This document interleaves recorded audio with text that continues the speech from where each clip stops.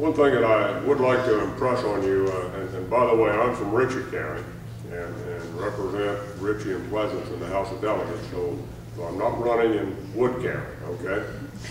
But I have certainly served with all the delegates that serve you all from Wood County, and they do a good job. I think one of the keys, as Don Michaels pointed out earlier, to this particular election is going to be the voter turnout. 98%, I understand, of those folks serving in Afghanistan and Iraq have voted. And they're there protecting our right to vote. And what is the rate of vote in the United States in the last primary? Anybody venture a guess? Some of you know probably, I'm sure. 25%. About 30-some%. 30-some% of those people that are eligible to vote are the ones that are deciding our future. I have said a number of times, and I truly believe that politics is not a spectator sport. Politics is not a spectator sport. Those of you that are here tonight are obviously concerned and involved. What we need is each of you to go back and involve every member of your family and your neighbors. It is unthinkable to me that we allow 30% of the people in this country to decide our future. And as you think about who's going to represent us on the national scene this next time, one thing that I think you need to keep in mind is that first vote that those individuals are going to cast.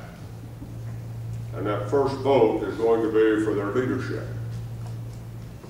President of the Senate, Speaker of the House. And beyond that, the die will be cast. My experience in Charleston tells me that once you elect the Speaker of the House, that Speaker of the House then is going to set all of the chairmen or chairladies of the various committees and decide which members are going to serve on which committees. And beyond that, they're going to decide which bills come before the legislature and which ones do not. And I don't know if you've noticed or not, but if you've been down and watched the vote on the floor of the House or Senate, you hardly ever see a bill that failed. Well, why is that? Well, the reason being that the leadership really doesn't want to be embarrassed by bringing a bill to the floor that they don't have the support for. They don't want to be beaten, if you will.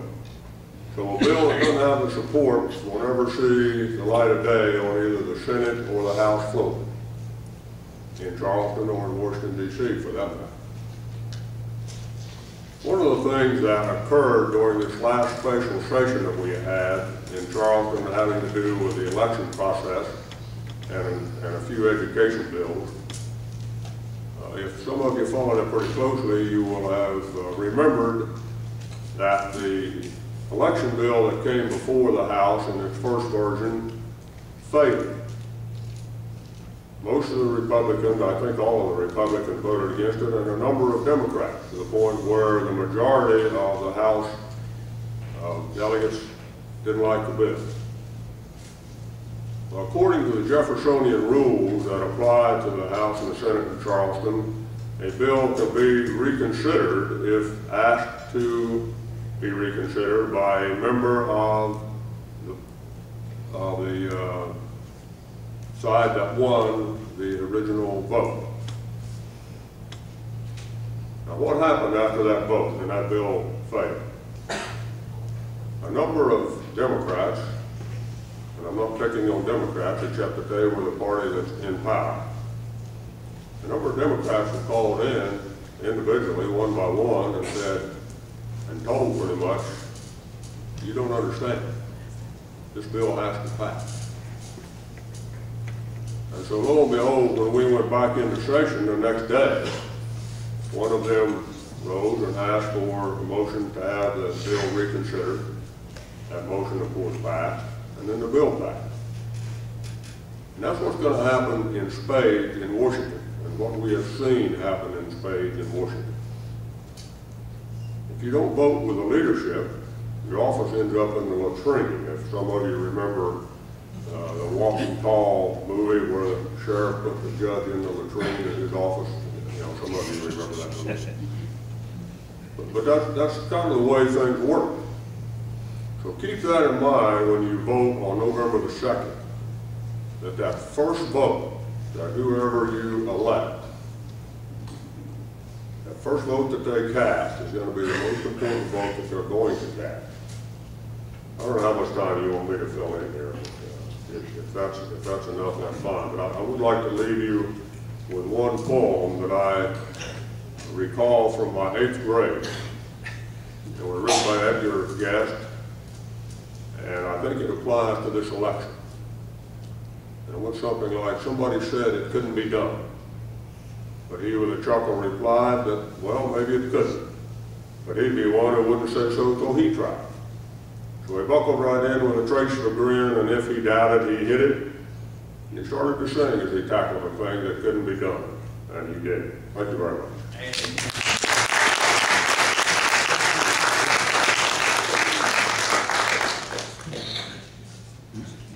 The next person we'd like to have come up here has been a huge supporter with the Farm Bureau in the state, and a personal friend of mine, I think, Donna Boley, for all you do. Donna, Senator Boley.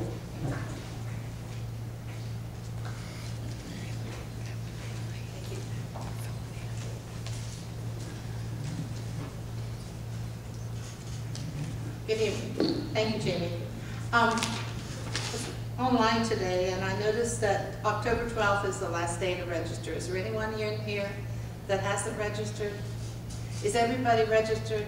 It's old enough? That's great. And Jamie, October 13th, the first day of early voting? That is correct. Okay. And I think the whole key is get the vote out. Take your friends to the poll. I wanted to talk to you about a couple things. Number one, Farm Bureau. If you're ever running for public office, the Farm Bureau is the #1 organization that you want to endorse you, because their members vote. They're a conservative organization. I go to every meeting that they invite me to. There's good food, so that's another plus. But the Farm Bureau is just a great organization. There's a little booklet. He showed you a big booklet, but I have something that's about this wide and this big. And they have probably 100 and some different, what would you call it? Policies. Tony says policies. And it's always good to keep your desk drawer in the station, David, and refer to it. If there's something comes up, you check to see if the Farm Bureau supports it or opposes it. So I would recommend that to any of the candidates. Don and Tony have just been working very hard on this, I know. You want their endorsement. I was saying that most people